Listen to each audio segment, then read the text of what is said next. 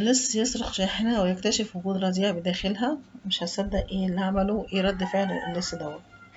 اللي حصل ان والدا الرضيع توقفوا جانبا وطلعوا من العربية للاهتمام بشقيقه الصغير الأكبر البالغ من عمر سنتين. وكان في مقطع فيديو صادم للحظة اللي فيها تم سرقة الشاحنة مع طفل بداخلها، بينما كانت العائلة على الرصيف في بوسطن من أيام.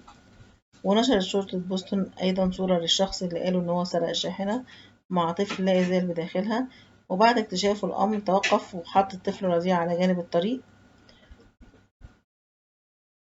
وقالت الشرطة إن الفيديو يظهر شخص كان بيركب دراجة قبل أن يتخلى عنها ليسرق الشاحنة، فيما كان مالكها والزوجة بيهتموا بمشكلة صغيرة أصابت ابنهم البالغ من عمر سنتين.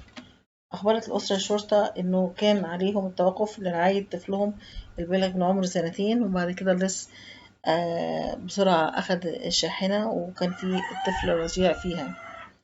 علم الضباط اللي تلقوا الاتصال حول عملية الاختطاف وتم الإبلاغ عنها إن رجل من أصل أسباني ضخم البنية وله شعر طويل ولحية شوهد آخر مرة يرتدي قميص رمادي وبنطلون رمادي، وهرب للتو في شاحنة مع طفل رضيع بداخلها. وقال خوسيه كروز بيعيش في قرب المنطقة إن عمليات السطو وسرقة السيارات أصبحت مشكلة كبيرة في الحي.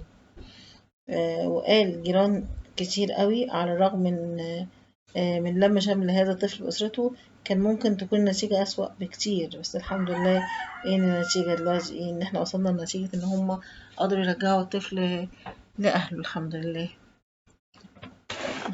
دي تفاصيل اللص اللي سرق الشاحنة وكان فيها رضيع. الحمد لله إن الرضيع بخير ورجع لأهله سالم.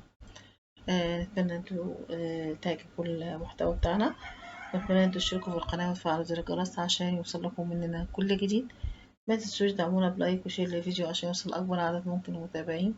شكرا لكم أعزائي المتابعين، والسلام عليكم ورحمة الله وبركاته، في رعاية الله.